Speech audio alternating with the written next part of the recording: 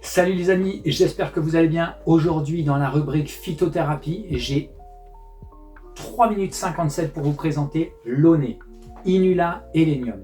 Alors Inula, ça viendrait du grec inéo qui renverrait à la notion de purge, et Helenium, ça viendrait d'Hélène, la princesse Hélène, fille de Zeus et de Léda, qui fut enlevée par le prince Paris et qui déclencha d'ailleurs la guerre de Troie, mais ce n'est pas notre sujet aujourd'hui.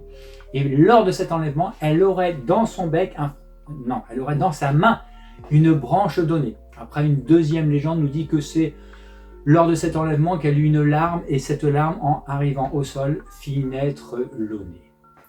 Aujourd'hui, on va surtout parler de la racine d'Oné. Cette racine qui est récoltée en hiver a une saveur aromatique, un petit peu amère et sucrée.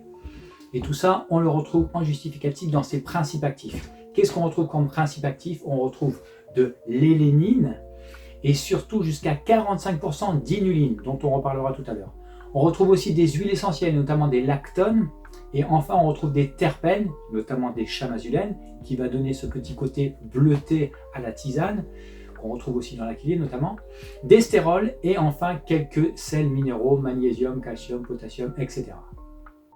Si l'on s'intéresse maintenant aux propriétés principales, la grosse sphère dans laquelle l'Oné s'exprime, c'est la sphère pulmonaire. Elle va avoir 3 actions principales. Elle va être mucolytique, c'est-à-dire qu'elle va désagréger, elle va liquéfier le mucus.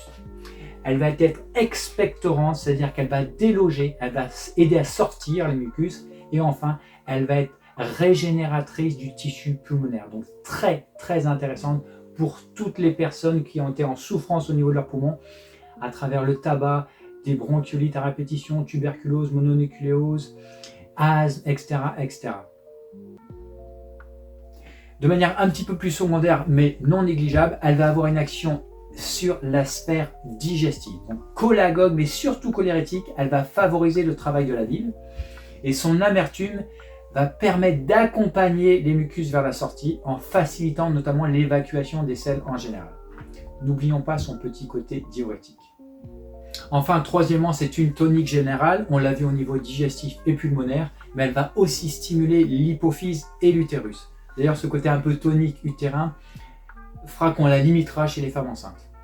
Et elle est aussi héménagogue, c'est-à-dire qu'elle va réguler et faciliter les menstruations. Alors tout à l'heure, dans les principes actifs, on a vu qu'il y avait jusqu'à 45% d'inuline. Donc c'est un sucre complexe qui tire son nom de l'Oné. Et ce sucre va permettre de réguler la glycémie, en tout cas elle va aider, et elle va améliorer la flore intestinale en stimulant la prolifération bactérienne des probiotiques. Au niveau émotionnel, elle peut aider à faire face à un deuil, à une perte, à de la tristesse non exprimée, non digérée, comme un poids sur la poitrine, comme si ces pleurs non exprimés remplissaient un peu nos poumons d'humidité.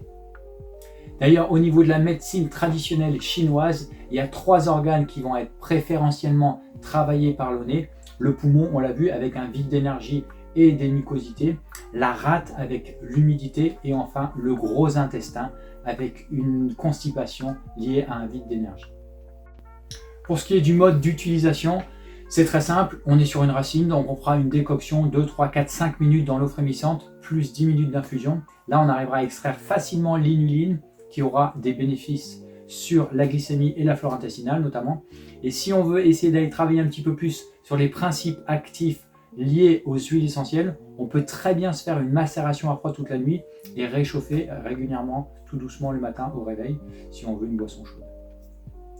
Et enfin, pour terminer, dans la symbolique chrétienne, l'Oné est associé à la guérison des péchés. Donc, si tu n'as pas envie d'aller voir le curé pour te faire confesser, une petite tisane d'Oné et puis c'est reparti du bon pied.